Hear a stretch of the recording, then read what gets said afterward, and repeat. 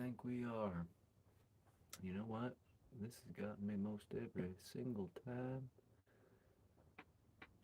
Actually, let me. That has gotten me a bunch. Hopefully, nobody calls this time.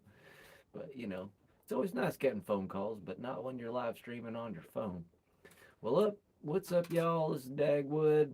We're going to be reading more of The Importance of Being Ernest, the life of actor Jim Varney. Um, so we're just going to get right into it. Uh, I, because I got a phone call right at the end of the last one, there were a few pictures, and I just did want I did want to, it's going to probably be backwards, as I show it to you, but I don't know, maybe not.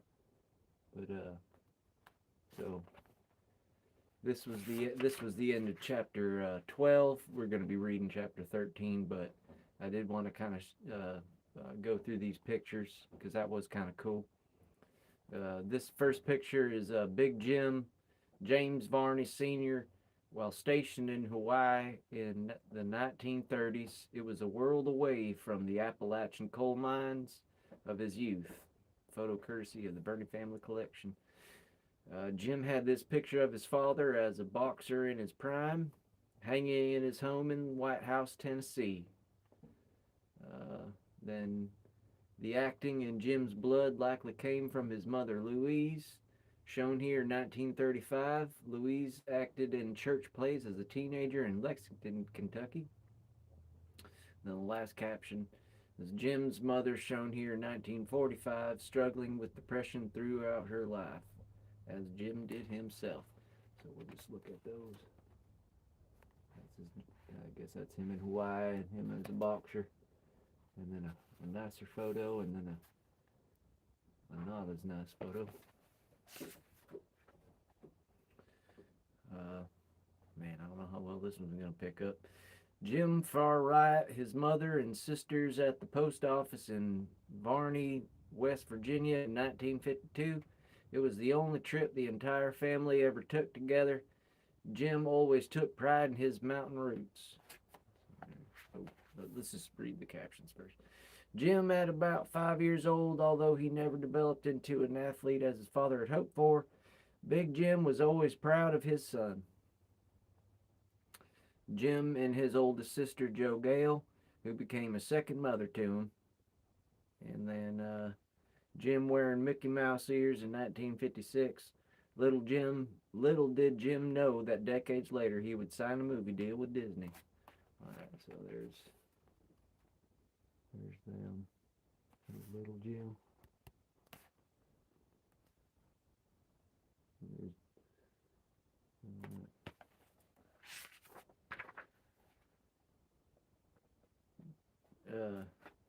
you know what? This is pretty boring, I guess. And it's probably a reason to get the book anyway. So why don't you just buy the book? All right, we're gonna start with chapter 13. All right, chapter 13. Gloom beams, heartache, and little luck. As busy as Jim stayed portraying Ernest, he enjoyed revealing other sides of his personality to the public. He was still living just outside of Nashville. With his love of music, it was no surprise that Jim made fast friends with country music stars around the city.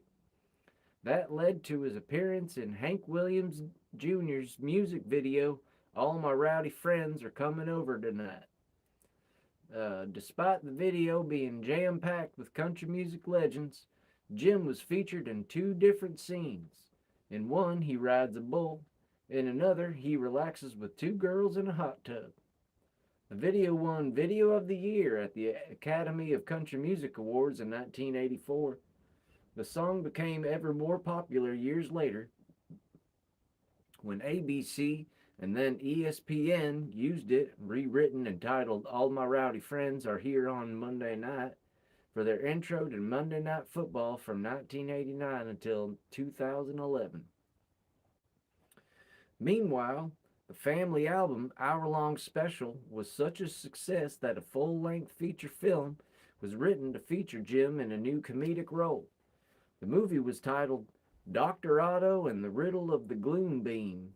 It was written by Coke Sams and John Cherry, with Jim and Ernest writers Daniel Butler, Glenn Petach, and Steve Leisure contributing additional dialogue. It was filmed in the Nashville area in about 3 weeks during the latter part of 1984. The entire production took only 5 months with a budget of just under $1 million. The movie's plot is as offbeat as the title. Mad scientist Dr. Otto creates a magnetic ray capable of erasing credit cards and computer tapes across the globe. Dr. Otto speaks with a German accent and often unleashes an evil laugh during the execution of his dastardly deeds. The doctor's appearance is indescribably weird. His costume resembles a pair of football shoulder pads decorated like a tacky Christmas tree with twinkling lights and all. One scene reveals the white socks and black dress shoes that complement the look. The most outlandish aspect of his appearance is the human hand belonging to Ernest writer Glenn Petach that rests atop Otto's head like a hat. I'm just gonna stop right there. I did this as a kid. I mean, that image of Dr. Otto was burned in my brain. Oh, I got people.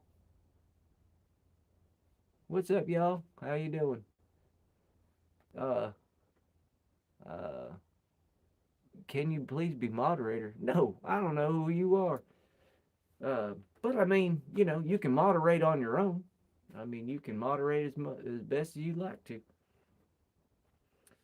Um, okay. Like an animal tail, the movements of the hand seem to reflect his moods. Dr. Otto's nemesis is Lance Sterling, an all American type who has been a thorn in Otto's side since the grade school science fair. Jim portrays a variety of characters, which would become a hallmark of every feature Cherry directed him in. There's a tough talking Aussie, Rudd Hardtack, Laughing Jack the Pirate, the rich snob guy Dandy, and dour Auntie Nelda. All are different identities Dr. Otto embodies to keep Lance Sterling off his trail. No, I'm not reading the Bible. I'm reading, uh, that would be, I mean, I'm sure there's a lot of other channels that are reading the Bible. You should go there. But, the movie's humor can best be described as Monty Python in its style. Jim and the Ernest writers were fans of British humor. Jim also enjoyed specific English comedians such as Rowan Atkinson and Tracy Ullman. A separate movie title was actually created for European fans to appeal more to their presumed offbeat sense of humor. That title, Never Get Poop on Your Shoes, was a reference to a line Dr. Otto uses to describe the ability of the film's hero, Lance Sterling, to go through life virtually unscathed. Jim had a movie poster with the alternate poop title hanging on one of his walls in his kitchen, of all places, for years. One of the interviews Jane gave in Busy 1984 was to Art Campbell at WRC TV during a promotional tour in Washington, D.C. Campbell mentioned how Clara Peller from the Wendy's Where's the Beef ads were already becoming passe and asked Jim why his commercials were still going strong. Appearing as Ernest, Jim mentioned that Clara had made only a few commercials compared to the nearly 900 that he had made. At the end of the interview, Jim was asked what advice he had for Vern. Jim looked right into the camera and replied, "Walk slow and drink a lot of water." When the camera was returned to the studio following the segment, Campbell roared with laughter before telling his fellow anchors how much he had enjoyed talking to Jim. He said that Jim was a very nice guy and that had a touch surprised, very shy too.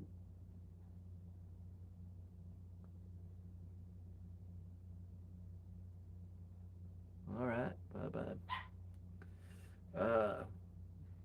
Jim closed out the year on the road. Here, let me wet my whistle. Hold on right there.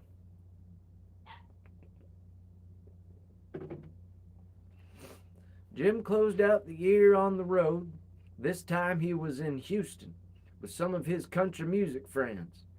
He co-hosted Willie Nelson's New Year's Eve party on HBO, the first concert special the network ever aired, with Chris Christopherson and Johnny Cash appearing as himself and dressed in a tuxedo. The appearance gave the public a glimpse of what Jim was really like in person, but he did manage to fit in a Johnny Cash impression, and could not resist mixing in a bit of Ernest before the night was over. At 35, just as Jim was moving beyond the devastation of his divorce, he was faced with a huge setback. He lost his father, his biggest hero. Jim's career was about to be launched into the stratosphere, but he would be without the one person whose approval and opinion he valued most. On January 11th, 1985, Jim's father suffered a heart attack in his sleep. An ambulance rushed him and wife, Louise, to the hospital, where Jim's sisters soon arrived. After only 30 minutes, the doctor walked into the waiting room to inform the family that James Sr. had died. The death was a shock to Jim and his sisters. They were used to their mother being sick, but they always saw their father as invincible. But after his death, when looking at a picture of their parents taken months earlier, it was evident how sick their father looked. They were surprised that none of them had noticed. The family eventually discovered that James Sr. had suffered from symptoms he thought were bouts of indigestion, but they must have been signs of serious heart trouble. Instead of going to the doctor, he had treated the episodes with over-the-counter medication. Well, take care of yourself, I suppose. During much of his father's visitation at the funeral home, Jim retreated to the downstairs refreshment area. It was obvious to his sisters and other family members that Jim was deeply affected by his father's passing. They knew Jim had been drinking and were concerned about how he was going to handle the unexpected loss. After his father's death, Jim's workload became even greater, but it was salve to his grief. Jim was scheduled for a 2-week run performing stand-up at Maxim's in Las Vegas, beginning in mid-February. Working as his straight man was comedian friend Mike Price. It took Jim a few performances to shake off the rust, but he was soon selling out, forcing the hotel to move him to one of their larger venues. Las Vegas residents were familiar with Ernest thanks to commercials Jim had made for their local Channel 8 news. Although the act included an impressive array of memorable characters, a fair amount of Ernest was included. Jim spent the spring of 1985 continuing his public appearances as Ernest, even throwing out the first pitch at a Cleveland Indians baseball game. The business commercial shooting schedule continued as post-production finished up on Dr. Otto, set for a summer release. It was no surprise that when promotion started rolling out for Dr. Otto, Ernest was front and center.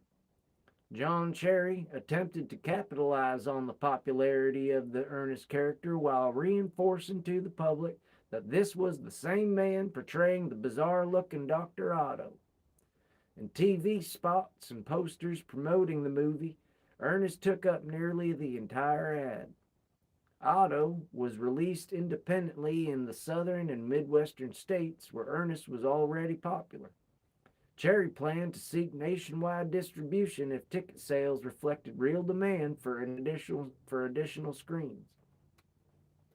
Unfortunately, sales were disappointing. If a crowd was interested in seeing Jim in a non-Ernest role, Dr. Otto wasn't it.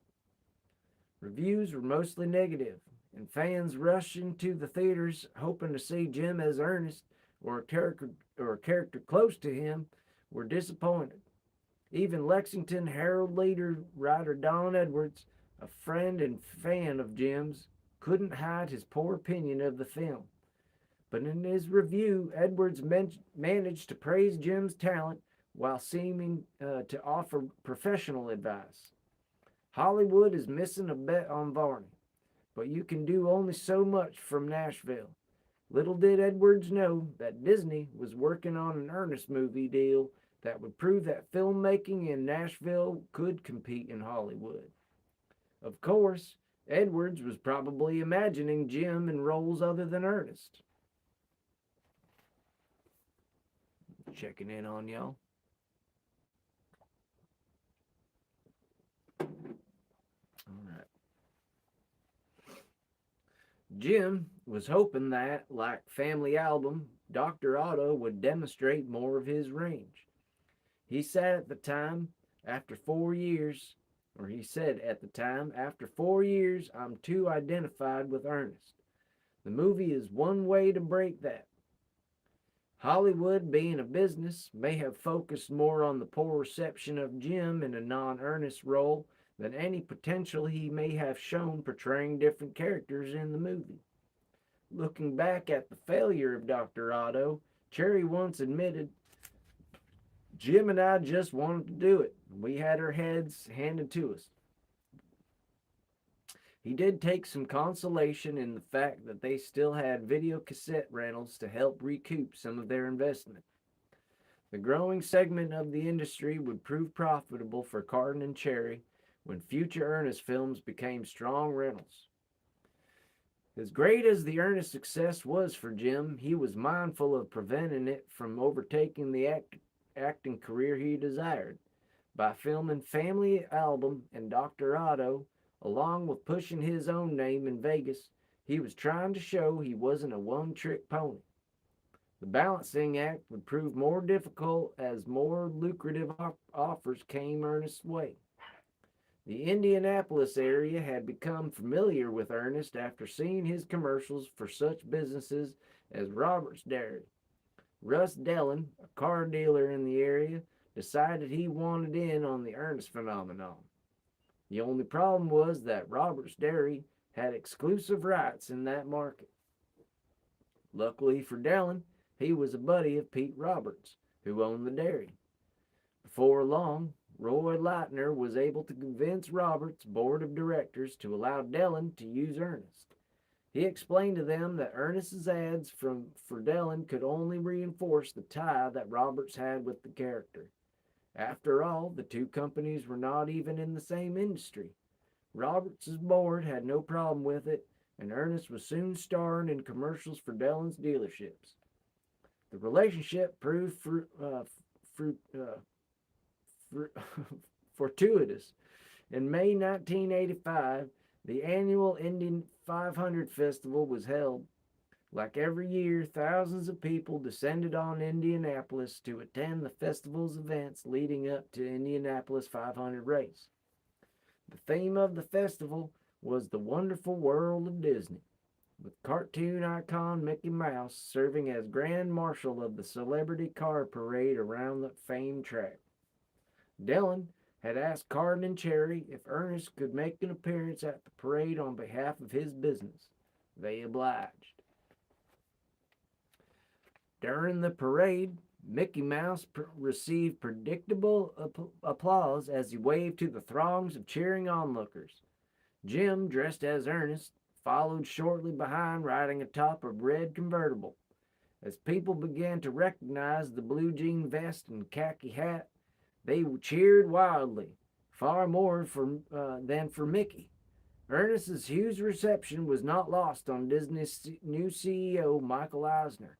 The new studio head, Jeffrey Katzenberg, both of whom were in the crowd. Eisner later recalled the experience. I was at the Indianapolis 500, and there was a parade. 500,000 people were there. The governor went by, and applause. Mickey Mouse went by, more applause. All of a sudden, Jim Varney went by as Ernest, and 500,000 people went berserk. So I said, we ought to do something about that. Wet my whistle.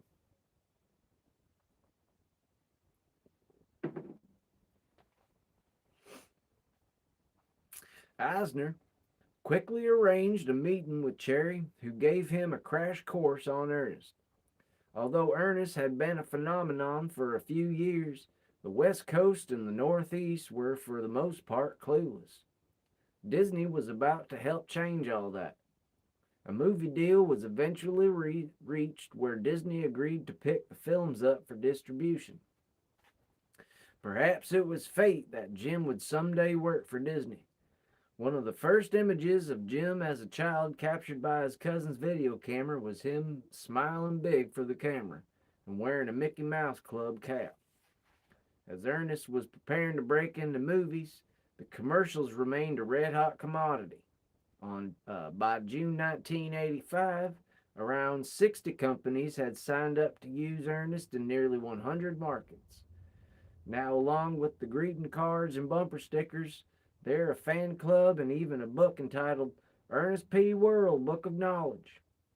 Jim explained it's not a big book. We're not talking War and Peace. We're talking more like a pamphlet. At a time when Jim was enjoying more professional success than ever, he was dealing with more sad family news.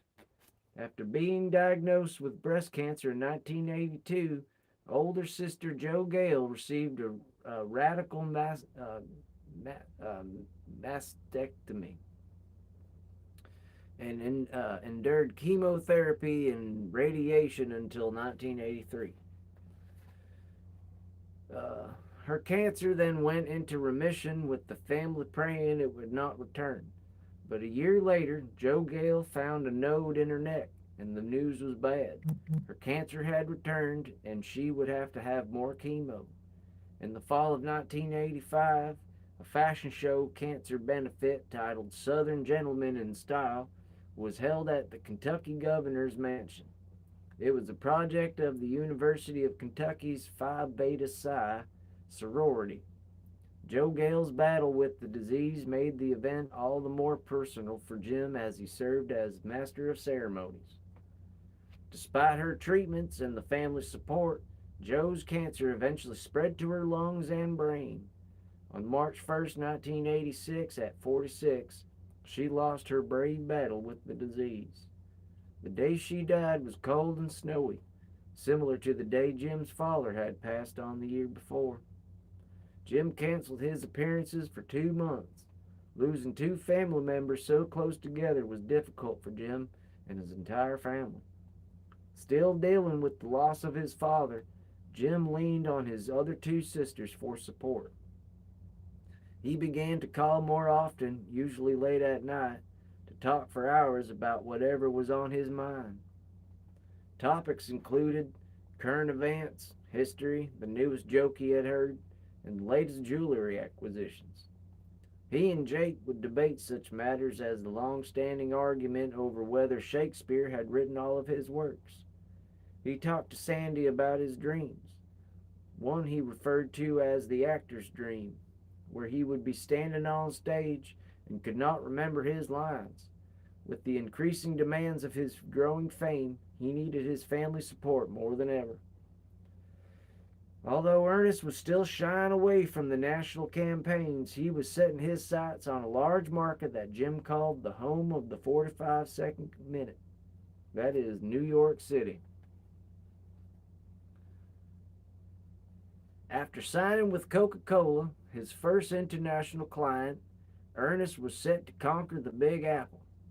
The writers thought up a pitch that mocked New York's highbrow attitude toward the rest of the country, especially when it came to rednecks like Ernest.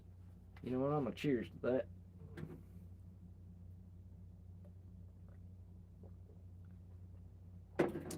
The commercial opens with Ernest rummaging through Vern's wine cellar, tossing dusty bottles over his shoulder that he believes to be old and stale. That's funny. Ernest then attempts to show Vern a supposedly tastier choice as he pours Sprite into a wine glass with a 2-liter plastic bottle. He takes a sip and begins to describe the flavor as if it were if he were a wine connoisseur promoting a fine Merlot. The whole wine cellar theme seemed fitting for the New York campaign and was built upon Verne's personality from his earliest incarnation. From the beginning, John Cherry saw Verne as a tea sipper type, in the mold of snobbish characters such as Major Winchester from TV's MASH. The American Bed Company was the second client in the New York market to advertise with Ernest. At that time, mattress companies suffered from the same problem Carden and Cherry dairy clients used to have when it came to advertising. Mattresses, like milk, never had the wow factor, but as the founder of the American Bed Company put it, Jim made them rememberable. Cherry didn't seem too worried about Ernest's Northeast appeal when asked if the character was sophisticated enough for New York. Cherry was well aware of how the media questioned the character's appeal beyond the South. He joked once, "Ernest has a lot of fans in Washington, D.C. that claim to be sophisticated." From Time magazine to CNN headline news, Ernest's arrival on the New York scene had everyone taking notice. CNN filmed Jim dressed as Ernest, waving to passersby as he stood outside Manhattan's St. Moritz Hotel. Many tourists recognized him, and one lady remarked, "He has the biggest smile from Texas." It was always interesting to see how the local feel of the commercials led people to believe Ernest was from their hometown. How funny was it that a Kentucky actor was making a Texan feel at home in New York City? Of all the interviews Jim granted during the years following his fame as Ernest, the most noteworthy may have been from the University of Kentucky's student newspaper, the Kentucky Colonel. And in May 1986, the story was memorable not so much for its content, but for the photo. While being interviewed, Jim was cleaning one of his handguns and talking about his interest in them. One of the photos was accompanied the story was of him holding the gun. What added to the dark mood was the look on Jim's face, which came off as sinister, when he was actually deep in thought. Throw in the fact that his familiar khaki baseball cap was not there to cover his thick curly hair, the picture resembled more of a most wanted poster than a newspaper article. I mean, in light of things of the day, I bet it's a little bit more off-putting, just from that. Another person quoted in the Colonel article was a girlfriend, Leanne Mitz, now Russell, who had actually arranged the interview, as she was a friend of the reporter's sister. Mize had met Jim in 1984 through a mutual friend, shortly after his divorce with Jackie. The tall, dark-haired beauty in her mid-20s lived just outside of Lexington. The relationship became serious, and Jim gave her an antique pearl ring that initiated what she referred to years later as their quasi-engagement. Today, Russell, nee Mize, remembers how deeply affected Jim was by his father's passing and how important family was to him. Despite a bad breakup in May 1986, Mize remained friends with Jim for the rest of his life. Her memories of Jim included many of the same themes as other girlfriends. Those were lessons on knives and watches were required.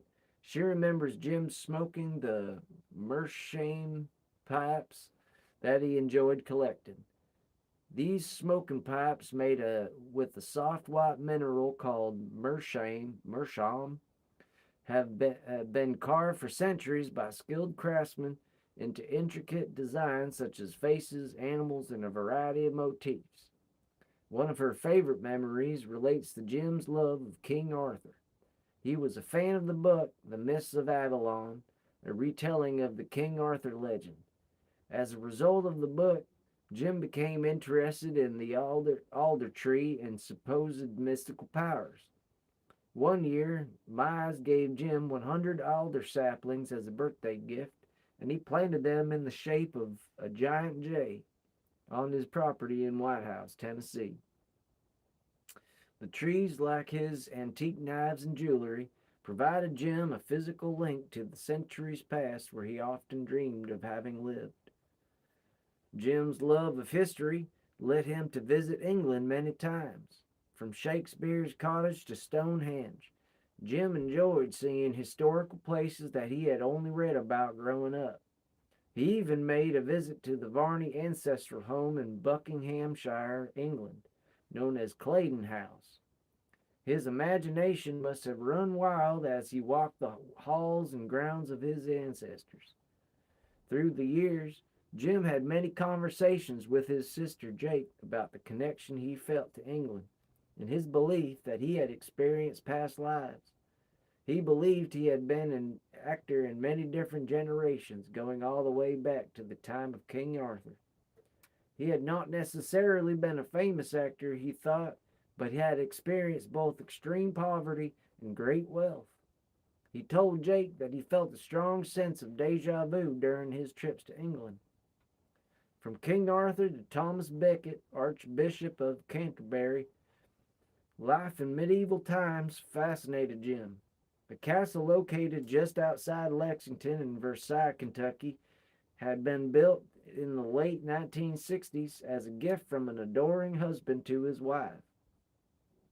The surreal contrast of the imposing structure and its massive turrets against busy highway US 60, which the castle borders, has been turning drivers' heads ever since it was built. During a visit to Sister Sandy's house in the mid-80s, Jim casually mentioned the possibility of perhaps owning the castle someday. He joked about wanting to host a Victorian-era tea party on the front lawn while politely waving to cars driving by.